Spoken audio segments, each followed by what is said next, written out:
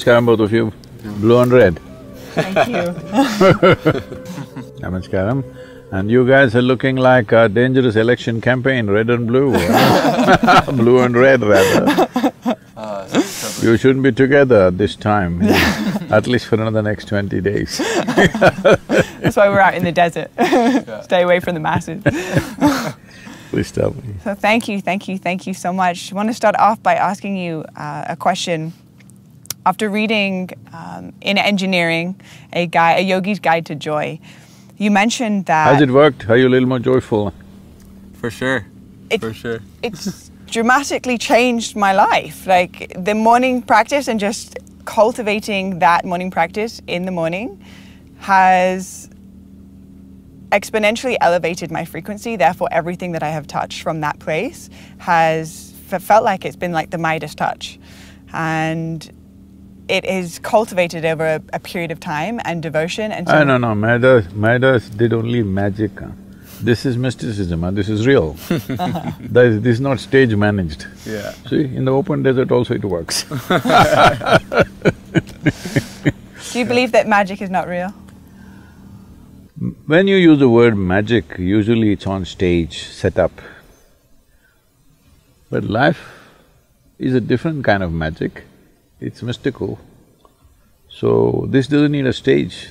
The very cosmos is a stage, it's happening in various ways. So in the book you mentioned that the word spirituality or spiritualism has been corrupted. I'm curious, from your perspective, what is true spirituality? Well, let me give a very technical kind of answer to this, because if you say anything more poetic, people will distort it again. So this is one reason why, though it is natural for me to express myself in poetry in beautiful ways, which I did at one time. But when I saw that if I want to reach the world in a big way, I have to make it very technical, take off all the aesthetic, take off all the beauty, which I still do in closed programs and in closed events. But the larger world, we presented this as in engineering, because you can't distort engineering, it either works or it doesn't work, making it that simple. Okay? Poetry, art, beautiful, but will everybody get it is a big issue, okay? So having said that, a technical, absolutely technical definition of spiritual process would be this. There is a physiological process which you call as the body. There is a psychological process of thought and emotion going on. If you transcend these two, if somehow your experience of life transcends these two, that an experience which is not body-based, an experience which is not of the psychological structure, if this happens, then you are spiritual, because something beyond body and mind has happened. Why is it important that something beyond body and mind should happen is because both your body and mind are accumulations that you gathered, and you're mistaking it for a cosmos. What you created is not the creation per se. So there is a creation, there is a force called creation, which is not that creation happened at some time. It's happening in a tremendous way every moment of our life. But only few people are conscious of it. Rest are busy with their physiological and psychological processes. Their entire life is dedicated to manage their body and their mind. When I come to America, particularly California, I'm amazed after living here, affluent lives, still the most fascinating thing for most people is food. It's I'm sorry. Still food is the most interesting and fascinating thing, and even among whatever we speak and do, we made a book called Taste of Isha. That's the highest selling damn book. This is the human tragedy. Okay. I can understand a man who is living in the desert, who's hungry, who's not eaten anything other than lizard meat. That man is fascinated about food. But people who have lived in affluent societies, who are exposed to everything, they've tasted too many things, they shouldn't have tasted that many. Every possible animal they killed, every possible plant they cut and ate, but still they're overly fascinated about food.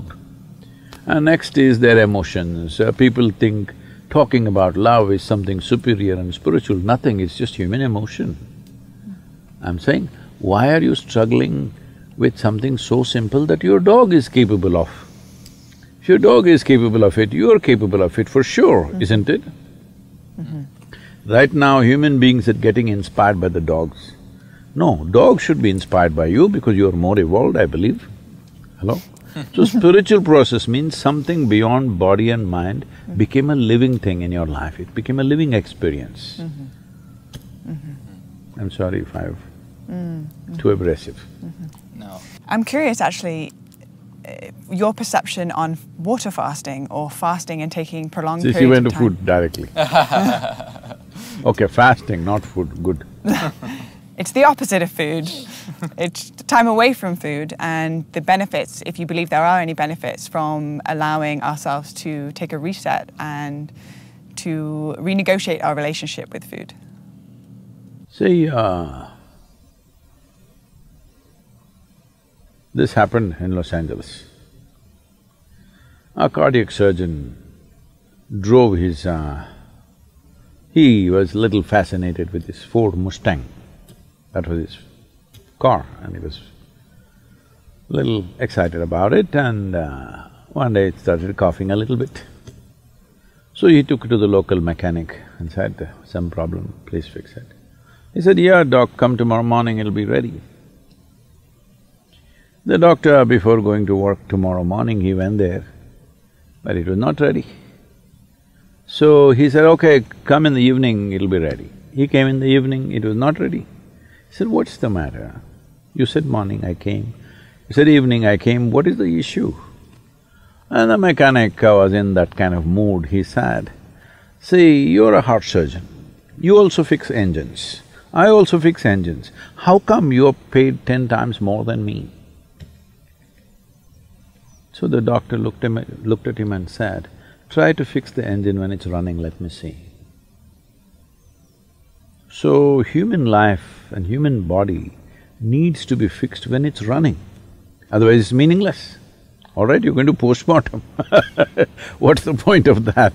We need to fix this body when it's running. If you want to fix this body when it's running, you must understand, because we're talking about something related to digestive process, these are the stages of this: ingestion, putting something inside; digestion, assimilation, excretion. These are 4 dimensions of food and the whole process. Ingestion, digestion, assimilation, excretion. Ingestion is happening in today's world just about any time, wherever they are, sitting, standing, any time of the day or night, people just eat because there's so much food. It was not like this ever in the history of humanity. But unfortunately, fortunately there is a lot of food, unfortunately people don't know when to eat, when not to eat. As there are cycles in time, see, we know time only by cycles. If the planet spins one like this, one spin, we say it's a day. Otherwise you wouldn't know. If the moon goes around, we say 1 month. If we go around the sun, then we say 1 year. So our idea of time is essentially cycles. Our birth and death is also a question of cycles. Only because our mothers' bodies were in sync with the cycles of the moon, we are even born, otherwise we wouldn't be born. So our whole physical existence is cyclical. The entire spiritual process, we could go into that if you wish, essentially is significant because it's not cyclical. Because cyclical means you're going in circles. If I say you're going in circles, what does it imply? You're in a loop. You're not getting anywhere. Yeah. Usually if I leave you in desert where here there are some mountains, if there are no features, it's just sand, then people end up going in circles. That means you're not getting anywhere, that means you're lost. So the moment you are completely identified with your body and your psychological structure, you will start going in cycles. So in India, in the yogic culture, it's very, very clear, this is called as samsara, that means cyclical life. So cyclical life, as good a merry-go-round it may be, if you arrange it well, it's a good merry-go-round, but you're not getting anywhere. Children can enjoy a merry-go-round. If all the adults are sitting in the merry-go-round and going round and round thinking they're traveling, oh, very tragic, isn't it? So that's what happens. So the body is a cycle. These cycles are very connected with the planetary cycles, with the moon cycle, with the sun cycle, everything. Lunar cycle, solar cycles and the earth cycles are very important for the body. If one has the necessary awareness, they could observe on which day your body doesn't need food. Every other creature knows this. Unfortunately, human beings have forgotten because their thought process or their silly mind has superimposed every other sense they have in their system. If you observe your system, you will see on a particular day, you don't feel like eating. That day you should not eat. But no, you're at your friend's house, there is a party, you stuff yourself, even if your body says no, you stuff yourself. You see all the animals, even if you have a dog at home, on a certain day he refuses to eat, both dogs and cats. Have you noticed this? He will go and eat some blades of grass if it's available and puke and cleanses himself because he is conscious that ingestion is continuously happening, but digestion and excretion is not as efficient as ingestion. Ingestion is happening compulsively, but other parts need to work. Other dimensions of digestive process needs to work. When we say digestion, digestion happens in the whole alimentary canal, not just in the stomach. And assimilation also happens across the entire alimentary canal.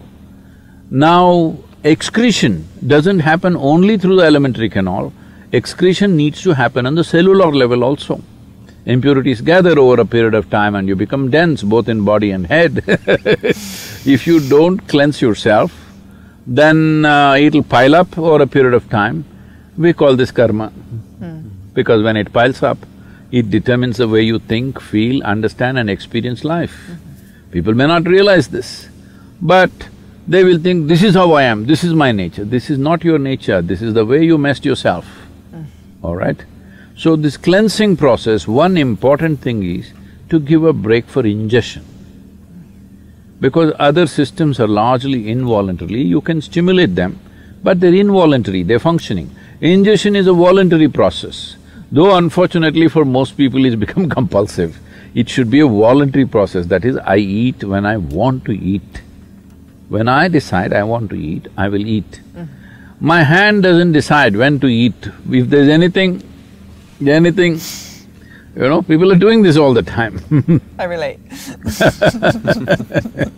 I think if we leave a bunch of good chocolates around you, your hand will eat, not you. So ingestion should be a conscious process. To bring this consciousness, there are many methods. One is fasting. Simply denying yourself food and water could cause damage to the system. You must support it with the necessary practices. If you have the necessary practices, the need for food will come down. See, our energies are not coming only from the food that we eat. The sunlight, the air, the water, actually, if you… in the yogic sciences, we say, if you really keep your system well, 60 to 70% of your energy should come from these three factors: sunlight, air, water. Another 40% should come from the food that you eat. So naturally, volume of food that you eat will compress. I must tell you about myself. When I was young, I'm a big eater. I never became big because my activity was immense. But today what I eat is actually 1/10 or less than 1/10 of what I used to eat at that time. From the age of 19 till now, I'm still the same weight, what I was at 19. Only thing is, at that time, all the weight was on my shoulders. Now because of this gravity continuously working on me, kind of pulled it down a little bit. But I kept myself up. So fasting as a process must be done with necessary understanding. If people don't have that awareness, in India we fixed the 11th day of the moon cycle, you must fast. If you're not able to fast, you go on something very light, it's called palhar. That means you go on fruit diet. Because fruit is a substance which is over 90% water, and you must eat water, not drink water. This is the yogic science. As far as possible, you eat water. You always be conscious about the food that you're eating, what is the water content. Like a South Indian meal, if you eat, a cooked meal I'm talking about, if you eat, very easily 60–70% water. In fact, more. In some of the foods, it's much more.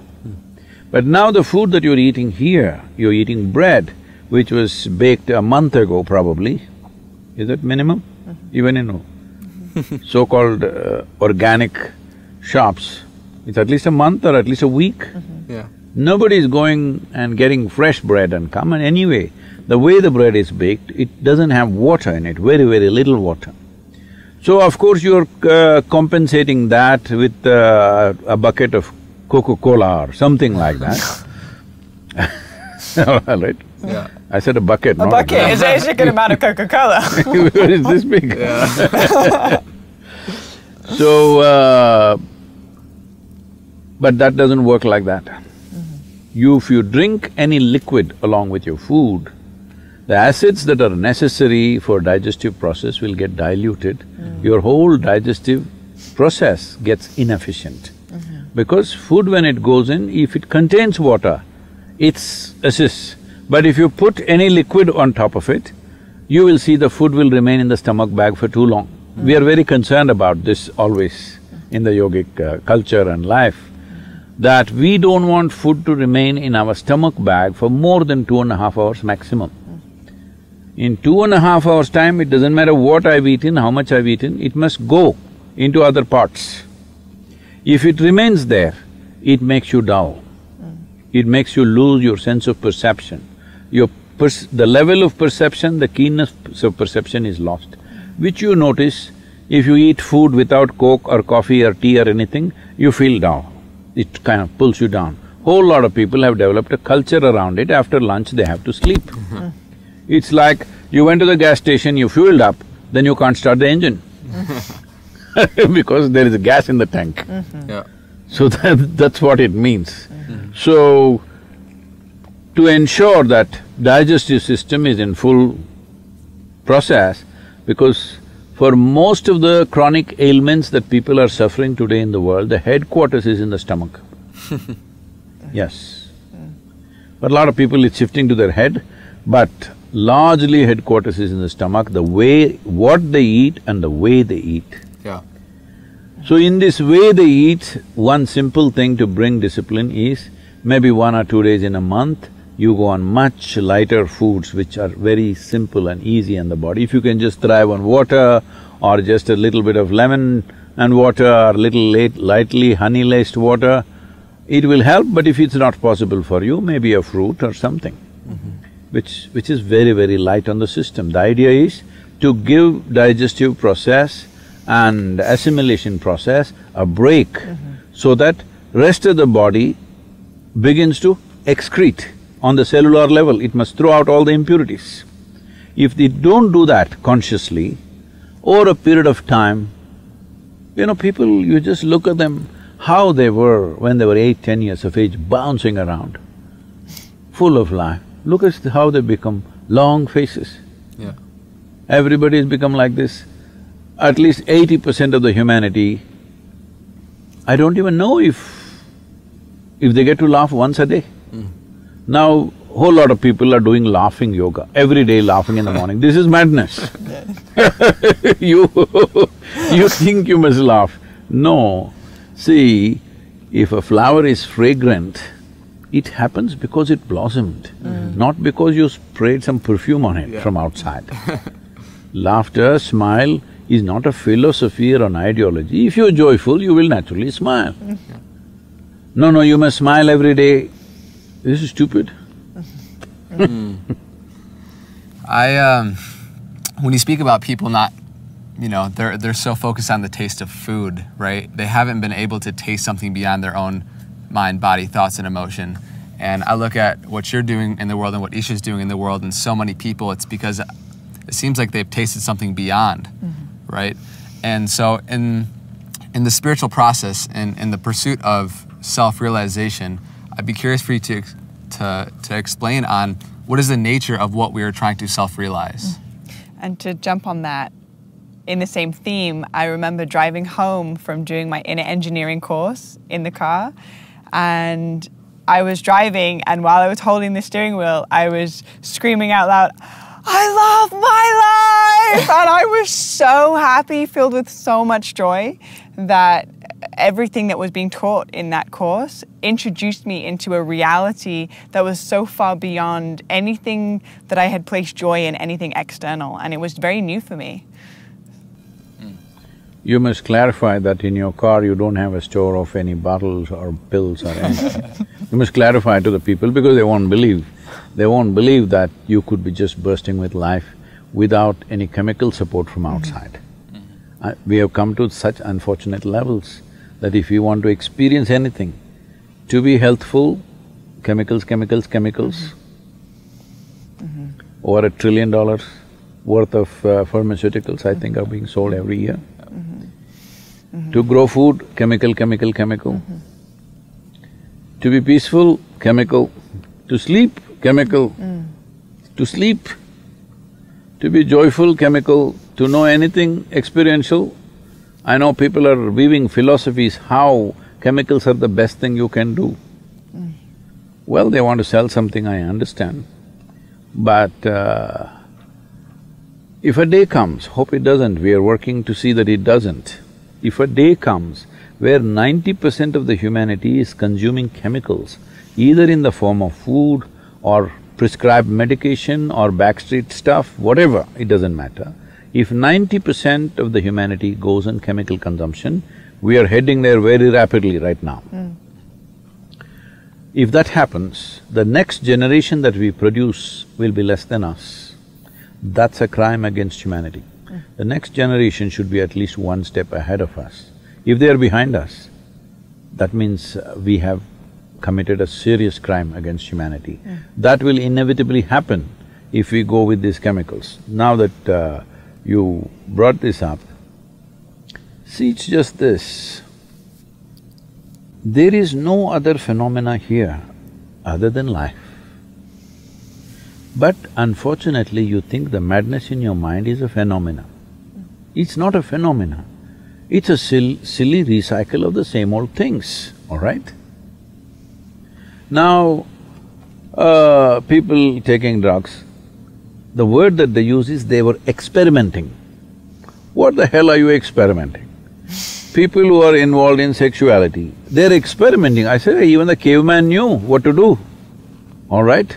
Except Mr. Adam, everybody else knew what to do. What are you experimenting now? Something that's been on for thousands of years, if you experiment with that now, that means you must be dumb stupid. It's all been experimented, isn't it? Now, experimentation means you try to enter new terrain that nobody has gone into, right? Hello? If you go into this desert, like Columbus found America, well, 50 million people were living here, what is there to find? Okay, for Europeans, you found a new continent, that's a different matter. But you cannot discover something which is already known to lots of people.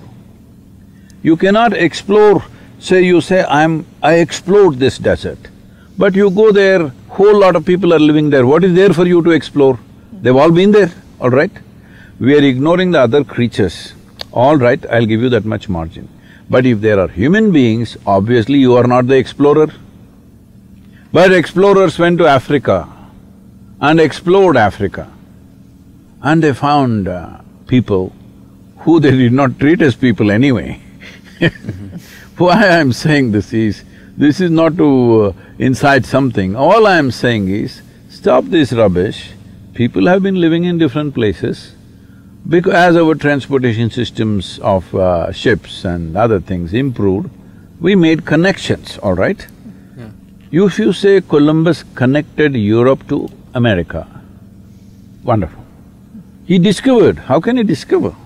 So like this, people are experimenting things which have been happening for thousands of years. Doesn't mean a thing. If you really want to experiment, you must step into a new terrain. If you want to step into new terrain, I am telling you, even the caveman knew every damn thing you can do with your body. I include the cave woman, but that's a term, you know. Yeah. Maybe women were even civilized even then, I don't know. That's why only caveman was there. I'm giving the margin. So, what is there to experiment about things that people have known forever? If you want to experiment, you have to go into a new terrain. Now you're going into space. This is exploration, all right? This is real exploration. Because nobody has been there from this part of the system, solar system at least. Maybe somewhere else there may be somebody. Yeah. But right now, in our experience, it's a true exploration because we have not met anybody there. Similarly, if you go into a dimension which is beyond physicality and psychological space that you have, then you will see you will meet nobody. But that's a real exploration. And then you will become like, you cannot be not alert for a moment because everything is new. Everything is absolutely new. And everything is absolutely new terrain every moment of your life. So, that's how your sleep will go down, everything will go down, various other things that you are playing with all fall off. Not that you gave them up, they just fall off. People think somebody has renounced something. People keep on asking me, Sadhguru, why did you renounce your business and this and that? I didn't renounce the damn thing, so stupid it was, it just fell off. Yeah. It's like a child, a 5-year-old kid maybe having a little doll or something, what… the teddy bears are still there or Barbies have taken over, I don't know. Let's say a teddy bear, you're playing with it. On that day, if I take it away from you, oh, you would be deeply wounded. But do you know where your teddy bear actually went? Your favorite toy or doll that you could not live without at one time, somewhere it fell off, you didn't even care because you grew up, isn't it? So if you grow up, your food, your excitement about eating this and that, I'm not saying you should not enjoy food, I do. I'm a good cook, all right? I'll come out as a good cook one day because I will present myself one day as a really good chef, huh? We'll do that when we have the time. But this fascination about little things, it's not that you should not enjoy it, it is not that you should be not involved in it, but I think there is a kind of a fetish which is unhealthy, that must go. That will not go unless you find something more significant.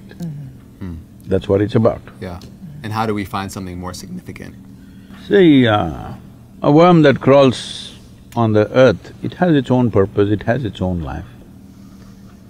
But it gets eaten by a bird which has wings and feathers. It eats the worm and flies. Is it a little better machine? Let's look at this as machines. Worm is one kind of mechanism, bird is another kind of mechanism. The bird consumes the worm and then flies. Is it a mechanism with higher possibility? Yeah. Yes.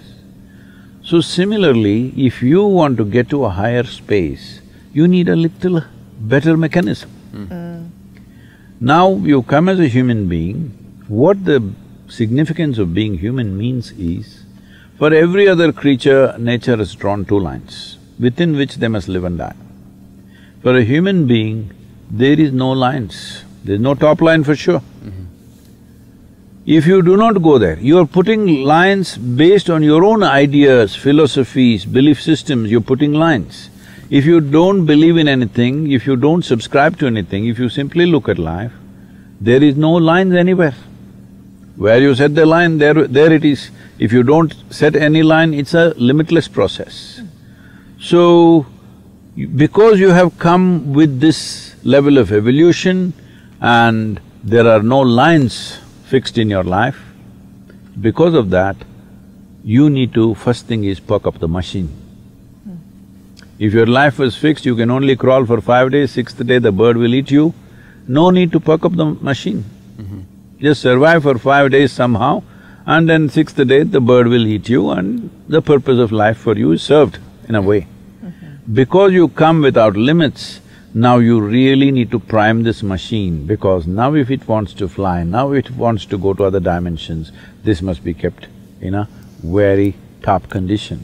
This is why inner engineering, to engineer yourself in such a way that nothing within you is an impediment.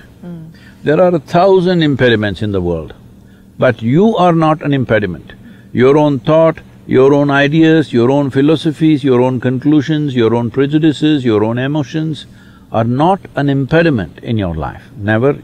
you are never the problem, you are not the issue in your life. But for most people, they themselves are a big issue, isn't it? They don't need anybody's help to create a problem.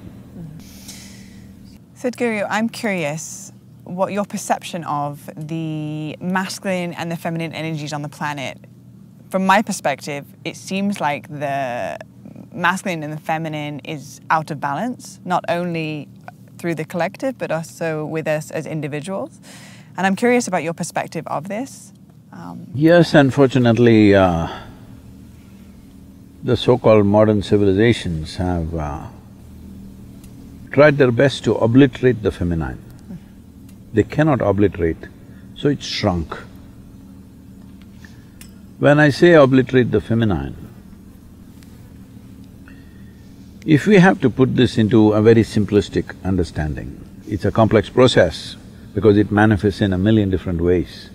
If we have to make it very simplistic, everybody wants to expand and enhance their lives. If you have to enhance your life, if you look at life from a physical perspective, you must have that. It may be an object, it may be a mountain, it may be a human being, I want that. This is enhancement. Something that's not mine, I want to make it mine. There are two ways to do this, either by conquest or by inclusion. So, inclusion comes from the dimension of feminine. Conquest is very masculine. We can use this context to look at everything. There are many other more beautiful ways to look at it. Day after tomorrow, the Navaratri starts in India, 9 nights. It's completely dedicated to the feminine. It's a big festival across the country, so much cultural events and things, even in our yoga center, 9 days of celebrations. This time, people are not allowed, it's all online, but celebrations, music, dance, everything is happening. This is a time, whether you're a man or a woman, you do all the feminine things. Men will go out and make designs on the floor, they will sing, they will dance, they will make music, because the idea is, this time is coming after this autumn equinox. This is the time of the feminine. So it is celebrated in a big way, 9 days, there are 9 different types of goddesses. Fierce ones, terrible ones, beautiful ones, compassionate ones, very strong ones, all kinds. So if you look at many goddesses in India, this is something we must… which is completely missing anywhere else in the world, is many of our goddesses are like Rakini, Dakini, Lankini, Chandi, Chamundi, Chinnamasta, Kali, like this. If you look at them, they are fierce, blood dripping out of their mouths and, human skulls hanging around their neck and all that kind of imagery. Why this is done is because a whole lot of times, right through history of humanity, when a woman gets little strong, she was always experienced like this. She's troubled, she must be beaten, she must be burnt at the stake. All this happened because she exhibited certain strength. and it comes out in a certain way. So normally the term that is used in English, she literally bites your head off. So those ladies, the Indian goddesses, literally bite your head off, not metaphorically. But they're worshipped because the understanding is this, that what human competence is, what human intelligence is, what human genius is, need not be surrendered at the altar of good behavior. Good behavior, you can train your puppy for good behavior. The important thing about the human being in this limited amount of time and energy that we have, the highest possible genius should find expression. How it finds expression, we don't know. But that is more important than good behavior. This is why these goddesses are worshipped, they are not good behavior for sure. But they have a certain power, they have a certain genius, they have a certain capability. So you never surrender those things which will transform life for good behavior, which is just a pretension. This is not a license for you to behave whichever way you want. Wear a bunch of my French skulls around my neck because I bit their head off. Is that okay? So, acknowledging the suppression of the feminine and how the Indian culture, which I absolutely love, thank you for sharing that, has a time where it's honoring the feminine through the creativity and the intuition and the playfulness. I'm curious, in our everyday lives, the feminine runs within men and within women. This isn't just selective women. How can we support and activate the feminine within us as individuals to support the rebalance of the planet? See, feminine should not be mistaken as female. Female is a gender issue. Male, female is a gender issue. Feminine, masculine is the nature of the universe, the nature of creation is between two polarities of masculine and feminine. So, do not identify feminine with just women. Do not identify feminine or masculine with just human beings. It is everywhere. It is for you to recognize between these two polarities creation happens. Physicality cannot happen without polarities. Anything physical needs a polarity, light and darkness, silence and sound. Even if you take electricity which we're using right now, positive, negative, otherwise there's no function, all right? So, it needs to be looked at in a broader way. If you're just thinking of this as, oh, okay, women can do this, women can do this, it's not about women. Feminine is not about man or woman.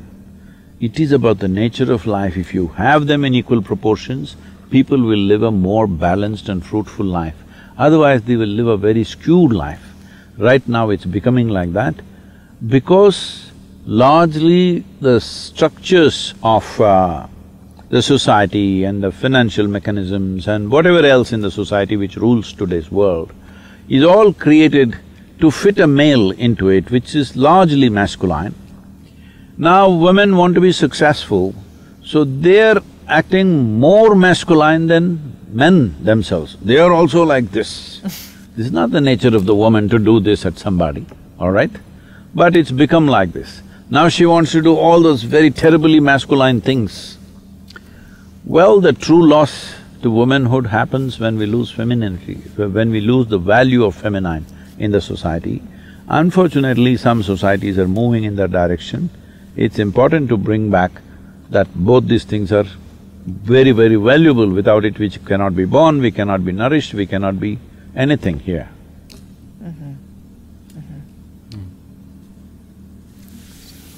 Yeah. Just switching gears just because of the limited time we have, after reading Mystic's Musings and hearing about your encounters with disembodied beings and, you know, things that sound like they're in a fairy tale, I'm very interested and curious if one, you know, your thoughts on extraterrestrial life and if you've been in contact with any. Or maybe you are one, who knows? Maybe you are one. Maybe that is a better question.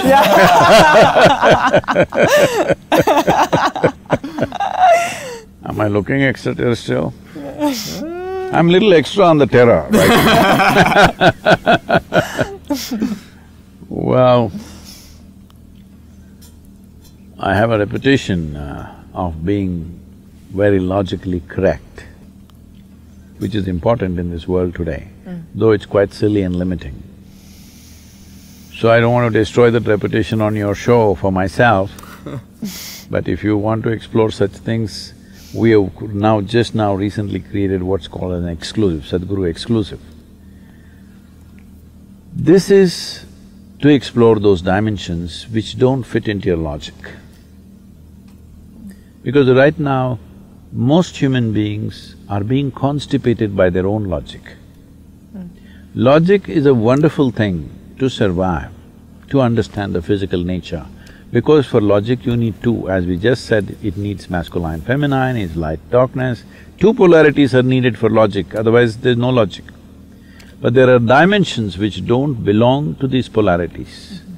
Those dimensions cannot be explored in a logical way. If you're really keen on these things, then you must come, we'll put you through the works. But if I logically answer this question, that will be very cosmetic. It doesn't really get to the heart of the matter. But I'm just telling you, you are a ghost with a body. So just for your information. The moment you lose your body, everybody thinks you're a ghost. All I did was, I gathered this material from the earth, took a loan from Mother Earth, I paid back my loan. So everybody says I'm a ghost, what to do? You pay back your bank loan, people say, this is a problem in the United States. People are telling me, Sadhguru, you have no credit… what is that? Credit score. Huh? I don't have any credit worthiness. I said, why? He said, you've never taken a loan. I said, isn't it a good thing I never taken a loan? He said, no, you're no good in America because you have no credit worthiness. So this is just like that. If you pay back the loan, you become a ghost. Now, I'm a ghost in the financial circuits of America because I have no credit footprint anywhere. I think why we get along very well is because we have a similar desire on the spiritual path of self-realization, and if we are ghosts with a body, we want to come to know that experientially for ourselves. And so, yeah, I humbly ask, how can we come to know that? Is it a matter of raising our energies to a certain level to then experience that, or what would that be? Yes, above all, see, as I said, what spirituality… the first question she asked, what spirituality means is, your experience of life is beyond your physiological and psychological processes. That means your experience, your ghostliness. We can call it your spirit, all right?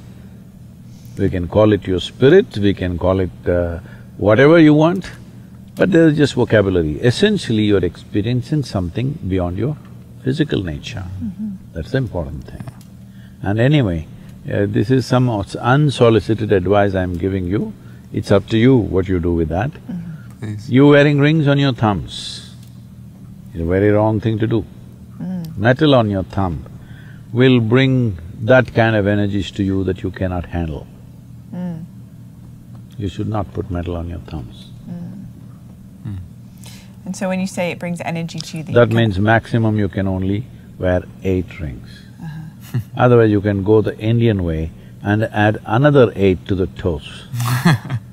There also you must leave the big one. This is everything that Andre's actually told me. He's like, I learned from Sadhguru not to wear thumb rings, and I'm like, it's fine, but it hits slightly different when the man himself shares it with me. All right, well, with that being said, I'm just going to take these off real quick. And… Yeah, I'm making it less expensive for you. Yeah. Thank you, Sadhguru. 2 rings less you have to buy. I thought you had a very interesting question for people that are on the spiritual path that people just, with their families is very difficult. So, something I have witnessed within my own personal experience and simultaneously within my audience, specifically through Deja Blu, is a child choosing their spiritual path, which is not necessarily in alignment with the family ancestry or the morals of the family, and it creating a clash, and the child essentially being ostracized from the family because the child is… Child means what? An infant or a toddler? Like essentially the child of the parents. So okay. I would still be a child of my parents, okay. However, I'm 30 years old. Oh, you didn't have to confess like that. I was thinking you were 16. You're 30. Okay. So, almost 30. I don't usually handle confessions, so it's all right. You fit the part, truly. So I'm just curious if you had advice or some guidance around… See, as I said earlier, spiritual process is an exploration of new terrain. Now I'm your grandfather and I tell you, you must only explore what I have explored. The man is a nonsense, all right? Hello? Yeah. You must explore what I have explored. This is like everybody experimenting with sexuality. When the caveman also knew what to do, all right? Even Mr. Adam needed just a bite on the apple, that is simple. But you must experiment. What is there to experiment or explore? No, everybody knows what it is. So, exploration cannot be the way your grandfather did it, that's not exploration, that's a farce, all right? You just have to believe, that's the only way. This has happened because very dogmatic approach to to religions. So, it's extremely important that, and it'll anyway happen, in the next 50 years' time, it is important that the world moves from religion to responsibility for all the problems that we are creating on the planet. The only solution, including for the pandemic, is responsible action, isn't it? Right now, responsibility is there. No, responsibility needs to come here. If this happens, all these problems are gone. And anyway, from whatever 1,000 or 2,000 years old, people have been always modifying it the way they like it. Most religions say no divorce. Well, people are divorcing right, left, center, all right. Many other things. Whatever was said, thou shalt not, is a full-time transaction right now on various levels.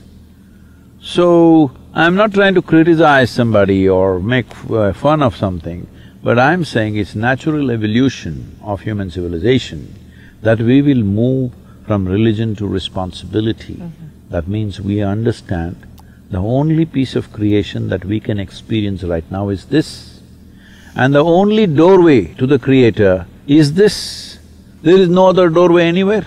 Even if it's there, you cannot experience it. I'm saying, maybe there is a doorway in this little desert flower, but you cannot experience it, right?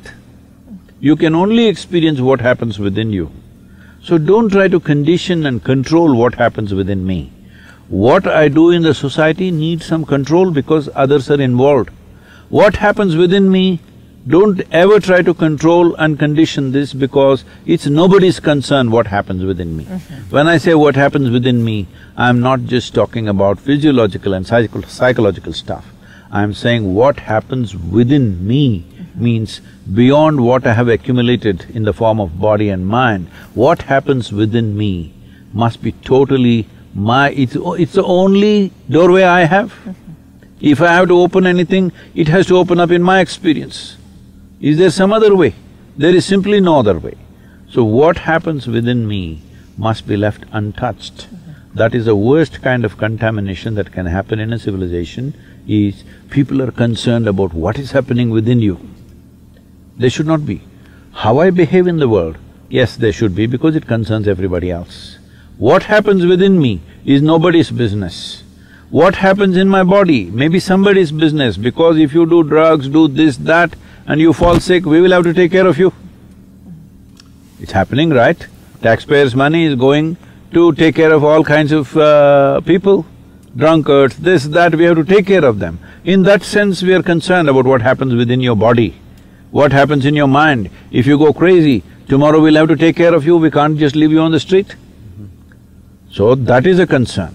But what happens within me beyond that is nobody's concern, because that's my space, nobody has any business to enter there. Thank you very much. Thank you. So, for everybody that's listening at home, wherever they are, my question to create a takeaway from this interview… No, don't… This is not a takeaway shop. You just digest it, assimilate it, don't take away anything. Become. Because taking away is the worst thing, because that is not the nature of life. I'm just reminding you, because you're gathering all this, I don't know how many rings. All right, now I've reduced it by 2 at least. At the end of our lives, when we die, there is no takeaway. Let everybody understand this. There is no container service that you can gather everything and go. So this is the nature of life, that there is no takeaway. So let there be no takeaway from this also. Namaskaram. Thank you. So to all of you beautiful bluebirds out there, thank you so much for tuning in and coming into this experience in the Mojave Desert with myself, Andre, and Sadhguru. What an honor, what a pleasure, and what a privilege. So grateful that you are here today on Deja Blu podcast, and so grateful for you tuning in at home, wherever you are. May you feel seen and loved and supported and blessed in this moment.